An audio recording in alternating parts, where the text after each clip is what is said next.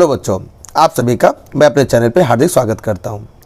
तैयारी की कड़ी में लगातार 1 बाय 1 मैं वीडियो ले आ रहा हूं आपके लिए, जो आपकी तैयारी को मजबूत कर सके। पहले हम 1 बाय 1 थ्योरम को लेकर कराना चाहते हैं, प्रमेय आपको करा देना चाहते हैं, जो परीक्षा के लिए काफ़ी महत्वपूर्ण है, जिसका आना 100% तय है।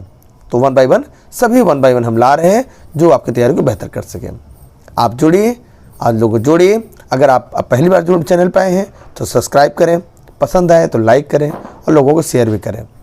आप पिछला वीडियो नहीं देखे हैं और भी तैयारी मजबूत करना चाहते हैं, ढेर सारे वीडियो अवेलेबल हैं, आप उसको देख के अपनी तैयारी को मजबूत कर सकते हैं।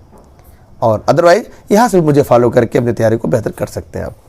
आइए, आज मेरा जो थ्योरम है वो वृत्त पे आधारित है। वृत्त का पहला थ्योरम जो कहीं ना कहीं हर क्वेश्चन में यूज होता है और परीक्षा में ये आता भी है ना। आइए थ्योरम पढ़ते क्या है, पहले हम कथन पढ़ते हैं। स्टेटमेंट है, वृत्त के किसी बिंदु पर स्पर्श रेखा स्पर्श बिंदु से जाने वाली त्रिज्या पर लंब होती है। क्या कहना चाह रहा है? वृत्त के किसी बिंदु पर, मैंने यहाँ बिंदु P ले लिया, स्पर्श रेखा मैंने जो छू के चले जाए ये लाइन हो जाएगी।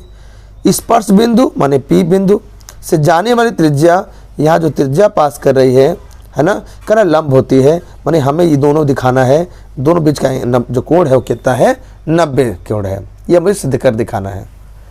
दिया क्या है, हमें एक वृत्त दिया हुआ है, ओ वृत्त के सेंटर कहते हैं।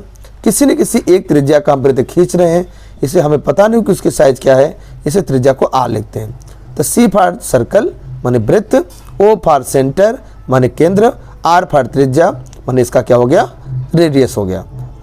इस पे एक बिंदु P लिया गया है, अब P पे एक स्पर्श रेखा खींचा गया है जो XY है।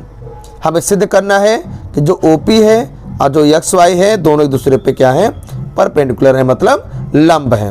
कैसे करेंगे, इसके हमें रचना करना होगा। रचना क्या करेंगे, इस XY लाइन पे एक अन्य बिंदु लेंगे जो Q। अब इस Q को क्या करेंगे, O से मिलाते हैं, जो कहीं न कहीं वृत्त को एक बिंदु काटेगा, उस बिंदु को हमने R कह दिया है। आइए कैसे करेंगे, इस देखिए ध्यान दीजिए।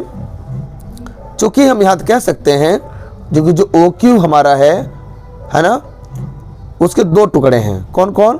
O से R की लंबाई और R से Q की लंबाई। आप ये समझ सकते हैं। अच्छा, हम ये भी जानते हैं कि अकेले बात, जैसे आप समझ लीजिए 5 जो होता है 2 3 को मिलाने से बनता है। अगर 5 की तुलना 2 से करें या 5 की तुलना 3 से करें, दोनों स्थितियों में 5 की वैल्यू क्या होगी, अपने टुकड़ों से बड़ी होगी। जो होल होता है, जो कंप्लीट होता है, वो पार्ट से बड़ा होता है। 2 से भी बड़ा 5 होता है, 3 से भी बड़ा 5 होता है।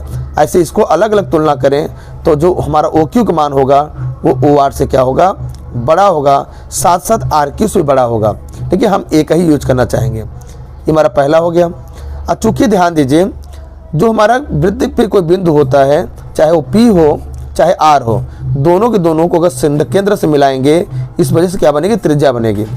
हमारा जो OP है और जो OR है, दोनों के दोनों बराबर हैं, क्योंकि दोनों के दोनों क्या हैं, दिए गए वृत्त का क्या है, त्रिज्या होता है।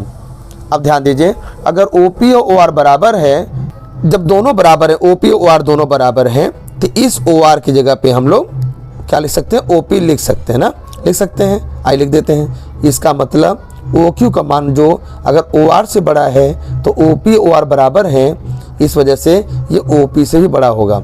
तो आपने क्या देखा, इसका मतलब इस जो हमारा स्पर्श रेखा है, इस स्पर्श रेखा पे वृत्त को टच करने वाला बिंदु जो है उसकी दूरी क्या है, छोटी है।